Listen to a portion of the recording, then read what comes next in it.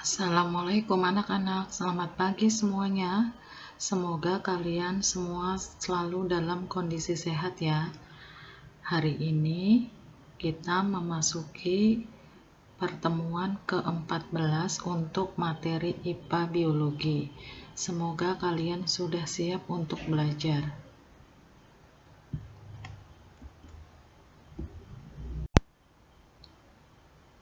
Materi pada pertemuan hari ini adalah tentang bioteknologi. Kalian bisa buka buku paket halaman 244.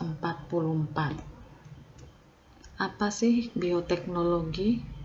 Bioteknologi berasal dari kata bio dan teknologi. Bio artinya makhluk hidup.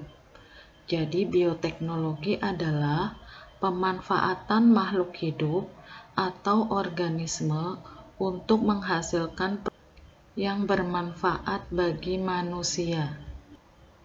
Makhluk hidup yang digunakan biasanya berupa mikroorganisme, berupa jamur atau bakteri. Ya, digunakan untuk meningkatkan produksi pangan bagi manusia. Jadi misalkan kalian mengkonsumsi kedelai, kan gak terus-menerus kalian mengkonsumsi kedelai, tapi nanti dalam bentuk tempe, atau dalam bentuk kecap, atau mungkin bisa dalam bentuk susu kedelai. Nah, produk tersebut memanfaatkan bioteknologi dengan memanfaatkan jamur dan bakteri. Bioteknologi nanti dibagi menjadi dua.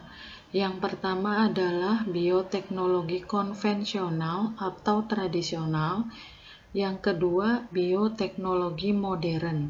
Nah, untuk pertemuan hari ini kita fokus ke bioteknologi yang pertama, yaitu bioteknologi konvensional atau tradisional. Bioteknologi konvensional atau bioteknologi tradisional bisa kalian buka di buku paket halaman 254. Ciri-ciri bioteknologi konvensional yang pertama, menggunakan bantuan mikroorganisme, itu berupa jamur atau bakteri. Yang kedua, memerlukan modal atau biaya yang murah atau sedikit.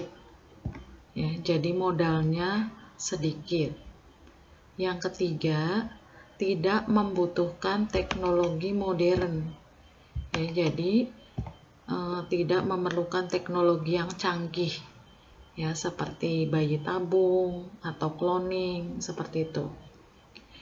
Selanjutnya, ciri yang keempat, tanpa adanya penelitian secara ilmiah. Ya, misalkan produk tape. Ya, tape kan di situ pembuatannya tanpa penelitian sebelumnya. Ya, atau kandungannya apa, terdapat vitamin apa. Nah, itu tanpa adanya penelitian secara ilmiah.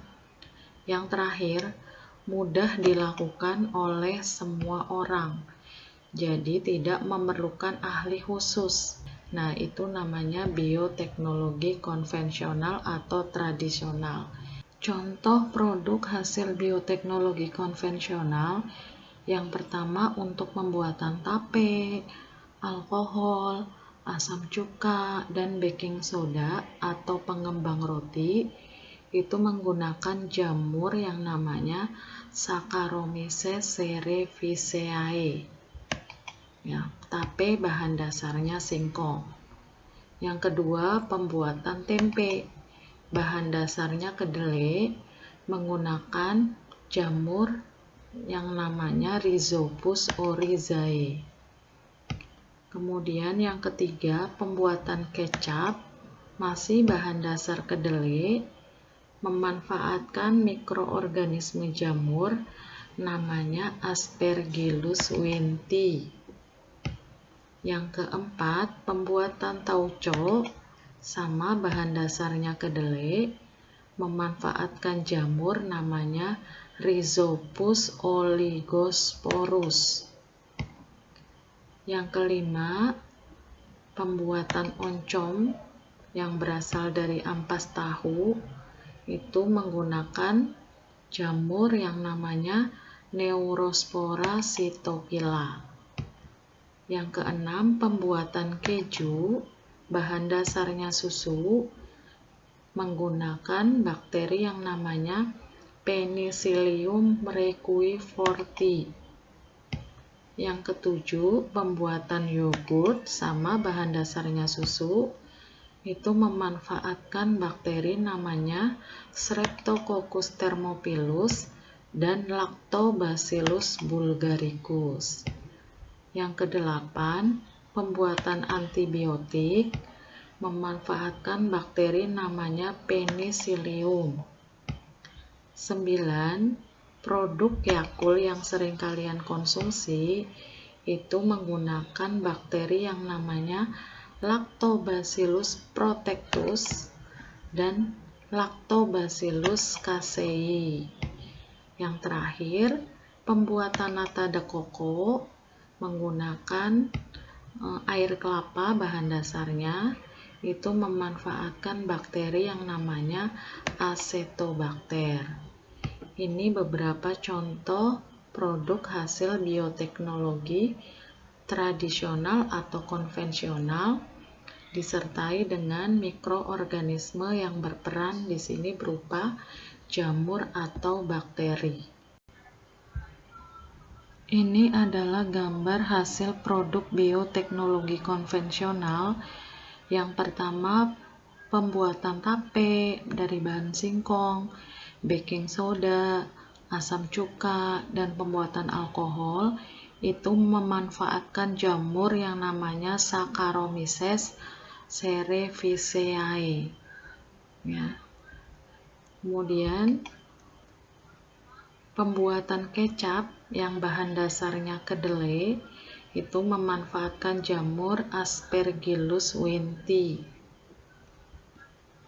Kemudian pembuatan oncom yang bahan dasarnya dari ampas pembuatan tahu itu menggunakan jamur yang namanya Neurospora cytophylla. Kemudian pembuatan tempe yang sering kalian konsumsi sehari-hari itu bahan dasarnya kedelai, memanfaatkan jamur yang namanya Rhizopus oryzae. Selanjutnya pembuatan nata de coco, ya, sering kalian konsumsi, bahan dasarnya dari air kelapa, memanfaatkan bakteri yang namanya Acetobacter.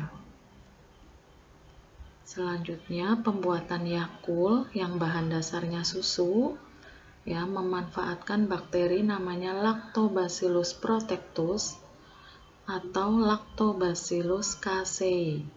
Ya, ini menghasilkan Yakult yang sering kalian minum. Kemudian pembuatan keju, bahan dasarnya masih susu, itu memanfaatkan jamur namanya Penicillium requeforti. Kemudian pembuatan yogurt, ya, di sini bahan dasarnya susu,